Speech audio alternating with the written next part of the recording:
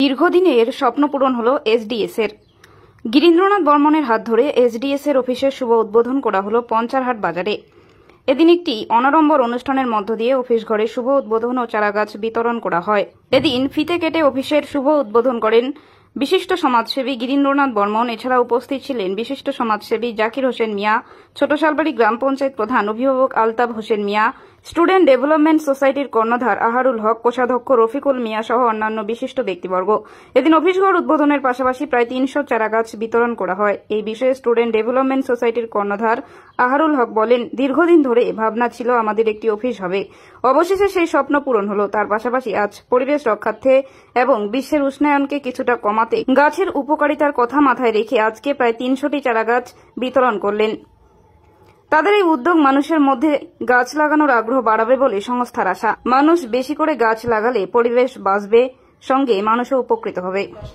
Block এবং ব্লকের বাইরে ১০০র অনেক বেশি ছাত্রছাত্রীকে সহযোগিতা করেছি, মানুষের বিপদে পাশে দাঁড়িয়েছি, করোনার সময় সচেতনতামূলক কর্মসূচি গ্রহণ করেছি, মানুষকে খাবার দিয়েছি। আমরা বৃক্ষরোপণ যে উৎসব, সেই উৎসবটাও পালন করি। আমরা বিভিন্ন ধারাবাহিক অনুষ্ঠানের মধ্য দিয়ে আমাদের এসডিএস এগিয়ে চলেছে। আপনারা আশীর্বাদ করবেন, পাশে থাকবেন। ধন্যবাদ। এই অফিস উদ্বোধনের মূল কারণটা যদি বলতেন। অফিস উদ্বোধনের কারণটা যদি বলতেন। অফিস তো একটা লাগেই, যদিও আমাদের এর আগে অস্থায়ী বিভিন্ন ঘর আমরা নিয়েছিলাম এবং যেখানে আমাদের কাজকর্ম করেছি। তো অফিস নেওয়ার বা অফিসটা হওয়ার উদ্দেশ্য হচ্ছে এখানে বিভিন্ন ছাত্রছাত্রী আসবে, তাদের সহযোগিতার কথা আমাদের ফর্মালি জানাবে এবং বিভিন্ন আমাদের মিটিংয়ের প্রয়োজন পড়ে, সেই মিটিংগুলো আমরা এখানে করব।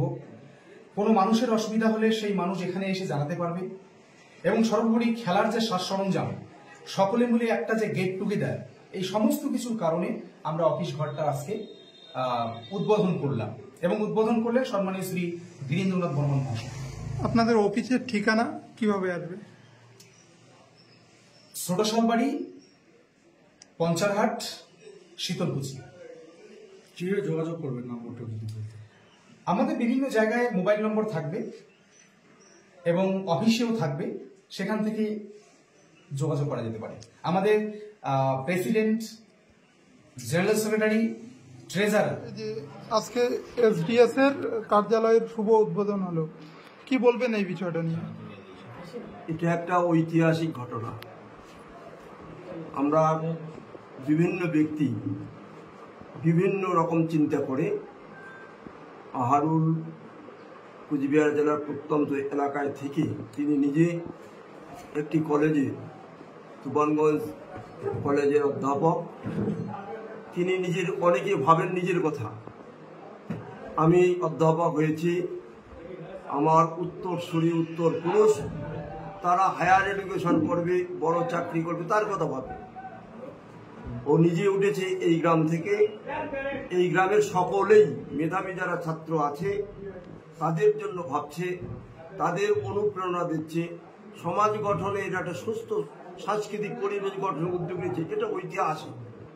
আমি আজকে শত ব্যস্ততা থাকা সত্ত্বেও আমি যখনই বলছি এই কাজটা একটা ঐতিহাসিক কাজ, সমাজ গঠনের কাজ, মানব সম্পদ গঠনের কাজ, মানুষকে বিপদগামিতা থেকে সঠিক পথে উত্তরণের পথ। তাই আমি আশা রাখবো আহারুলের নেতৃত্বে স্টুডেন্ট ডেভেলপমেন্ট যে সোসাইটি আছে, এই সোসাইটির সমস্ত কর্মকর্তাদের বলবো, গর্ব তখন হয়, আপনি দেখবেন কুচবিহার জেলার প্রথম আইএস কে কেউ জানেন? জানিস না?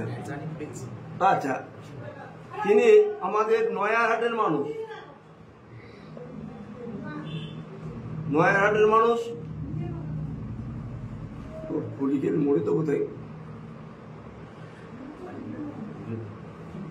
হেমন্ত বর্মার জামাই, গ্যাংলা ধনির বেটা, দেখি নামটা আসে কিনা।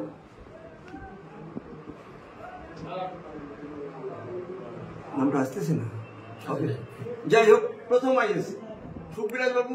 তারপরে আমরা পরবর্তী কাছে একটা জানবো, স্টুডেন্ট সোসাইটির কাছে আপিল গ্রামের একটা ছেলে যদি এসডিও হয়ে আছে, গ্রামের একটা ছেলে বিডিও যদি হয়ে আসে, তাহলে সে যত গ্রামের ডেভেলপমেন্ট করতে পারবে, অনেকটা রাজনৈতিক নেতারা সেটা পারবে না। তাই আমি বলবো, এই গ্রাম থেকে আইএস হোক, ডব্লিউবিসিএস হোক, আইপিএস হোক, এই প্রেরণা যদি থাকে, এই স্টুডেন্ট ডেভেলপমেন্ট সোসাইটির নেতৃত্বে একটা ছাত্র বিডিও, এডিও